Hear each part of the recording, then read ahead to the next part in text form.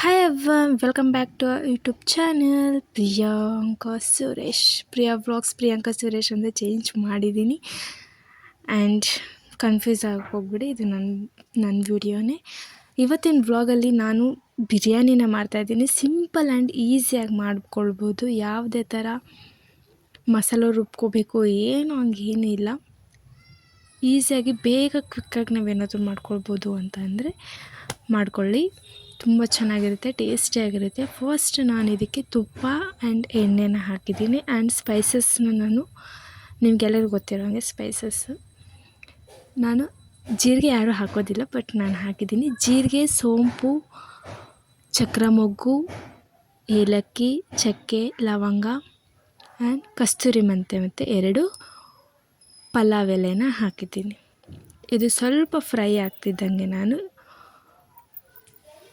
ಬೇರೆ ಇಂಗ್ರೀಡಿಯೆಂಟ್ಸ್ನ ಹಾಕ್ತೀನಿ. ಇದು ಸ್ವಲ್ಪ ಸ್ಮೆಲ್ ಬರಬೇಕು. ಫ್ರೈ ಮಾಡ್ಕೊಳ್ಳುವಾಗ ಸ್ಮೆಲ್ ಬಂದರೆ ಇದಾಗಿದೆ ಅಂತ ಗೊತ್ತಾಗೋದು. ಇದು ಸ್ಮೆಲ್ ಬರಬೇಕು. ಇವಾಗ ನೋಡಿ ಚಟ್ಪಟ ಚಟ್ಪಟ ಅಂತ ಇದೆಯಲ್ವಾ. ಇವಾಗ ನಾವು ಹೆಚ್ಚಿರೋ ಈರುಳ್ಳಿನ ಹಾಕ್ಕೊಳ್ಬೇಕು.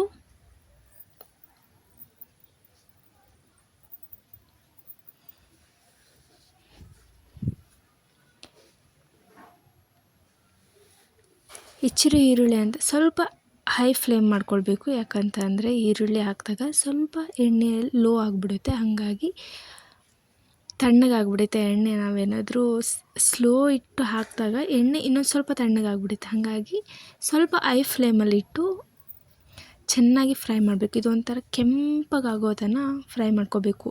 ಹಾಗಿದ್ರೇ ಬಿರಿಯಾನಿಯಲ್ಲಿ ಟೇಸ್ಟ್ ಬರೋದು. ತುಪ್ಪ ಮತ್ತು ಈರುಳ್ಳಿ ಕೆಂಪಗಾಗೋ ತನಕ ಹುರಿದ್ರೇ ಬಿರಿಯಾನಿ ಅಂತ ಅನಿಸ್ಕೊಳ್ಳೋದು. ತುಂಬ ಚೆನ್ನಾಗಾಗುತ್ತೆ. ನೀವು ಕೂಡ ಟ್ರೈ ಮಾಡಿ. ಇದನ್ನು ಸ್ವಲ್ಪ ಹೊತ್ತು ಬಿಟ್ಟು ಕೈ ಅಂದರೆ ಕಲಿಸ್ತಾ ಇದ್ದರೆ ನಮಗೆ ಒಂದೇ ಸೈಡ್ ಸೀದೋಗಲ್ಲ. ಕೈ ಆಡಿಸ್ತಾ ಇದೆ ಇಲ್ಲ ಹಂಗೆ ಬಿಟ್ಬಿಟ್ಟೆ ಅಂತ ಅಂದರೆ ಕೈ ಸೀದೋಗೋವಂಥ ಚಾನ್ಸಸ್ ಇರುತ್ತೆ. ಹಾಗಾಗಿ ಇವಾಗ ನಾನು ಹೆಚ್ಚಿರೋ ಮೆಂತೆ, ಪುದೀನ, ಕೊತ್ತಂಬರಿ ನಾನು ಸ್ವಲ್ಪನೇ ಕ್ವಾಂಟಿಟಿ ತೊಗೊಂಡಿದ್ದೀನಿ. ಯಾಕಂದರೆ ಚಿಕನ್ ಮ್ಯಾರಿನೇಟ್ ಮಾಡೋಕ್ಕೆ ಇಟ್ಟಿದ್ದೀನಿ, ಅದಕ್ಕೂ ಕೂಡ ಹಾಕಿದ್ದೀನಿ. ಹಾಗಾಗಿ ಒಗ್ಗರಣೆಯಲ್ಲಿ ಸ್ವಲ್ಪನೇ ಹಾಕ್ತಾಯಿದ್ದೀನಿ, ಸ್ವಲ್ಪನೇ. ಇದು ನಾನು 3-4 ಮೆಂಬರ್ಸಿಗೆ ಆಗೋ ಹಂಗೆ ಮಾಡ್ತಾಯಿದ್ದೀನಿ.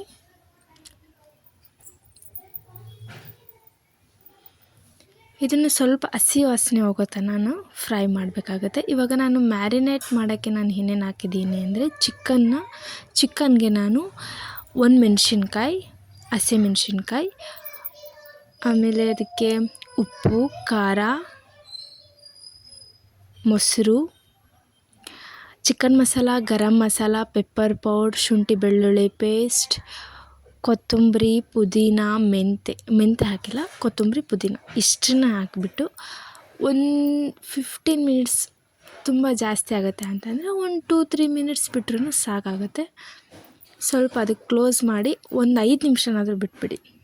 ಚಿಕನ್ನು ಫುಲ್ ಸಾಫ್ಟಾಗುತ್ತೆ. ನೀವು ಚಿಕನ್ ಬಿರಿಯಾನಿಯಲ್ಲಿ ಕೆಲವೊಬ್ಬರು ಸಾಫ್ಟಾಗಿ ಆಗಲ್ಲ, ಚಿಕನ್ ಒಂಥರ ಎಸಳು ಹಂಗಂಗೆ ಇರುತ್ತೆ.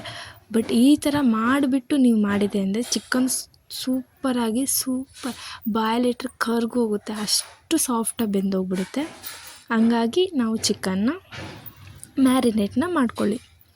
ಇದಾದಮೇಲೆ ನಾವು ಇದಕ್ಕೆ ಟೊಮೊಟೊ ಪೇಸ್ಟ್ ಕೂಡ ಮಾಡ್ಕೊಳ್ಬೋದು. ಪೇಸ್ಟ್ ಬೇಡ ಅಂತಂದರೆ ಈ ಥರ ಹೆಚ್ಚು ಕೂಡ ಹಾಕ್ಕೊಳ್ಬೋದು.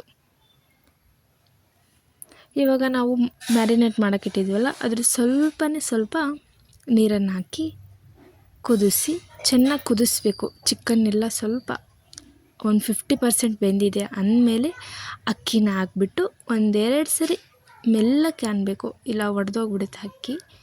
ಸ್ವಲ್ಪನೇ ಕೈ ಆಡಿಸ್ಬಿಟ್ಟು ನಾವು ನೀರನ್ನು ಹಾಕ್ಕೊಳ್ಳೋಣ.